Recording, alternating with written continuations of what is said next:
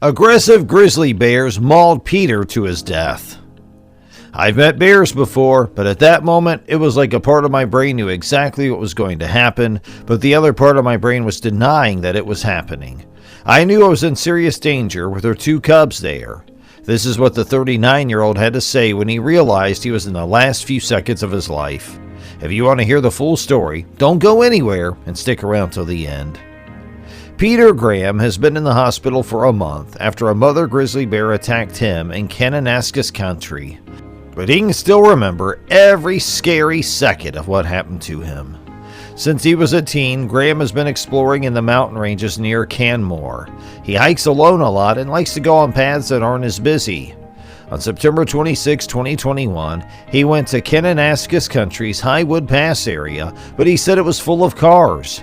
There were a lot of people at Highwood Pass, and he wanted to be alone, explaining why he chose a different trail a few kilometers away. But after about an hour and a half of being alone in the beauty of the turning larch trees, he and a bear both woke up. Both were shocked by how close it was. He said he remembered that she turned her head to look at him, and that she ran at full speed toward him. It was too late to do anything. He could do nothing but put his hand out in front of him. She came at him with all her might. She came at him with her mouth wide open, grabbed his head and bit down on it right away, causing massive cuts in an instant. Graham had bear spray with him, but he said it wasn't easy to get to and he didn't have any time to use it at the moment. He remembered how hard her teeth were against his head, and he could hear them grinding against his head. Graham, who was once bluff charged by a bear, said that's when he really had time to think about how things were.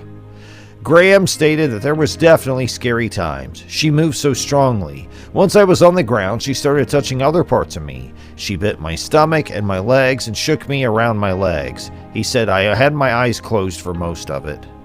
Graham said that everything happened in a matter of seconds. The bear then walked away calmly, and Graham never saw her again.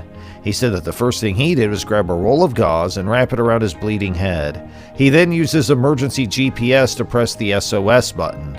Without it, he would have had to go through the woods to get to the highway. He would have been a bloody wreck in the middle of the road.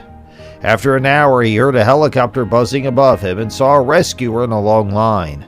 This sent another shot of adrenaline through his body, which was already in shock. He said he always tried to prepare his mind for things like being attacked by a bear or having to be rescued from the back country, but nothing could have made him ready for that. It was a strange feeling to be flying right under a helicopter.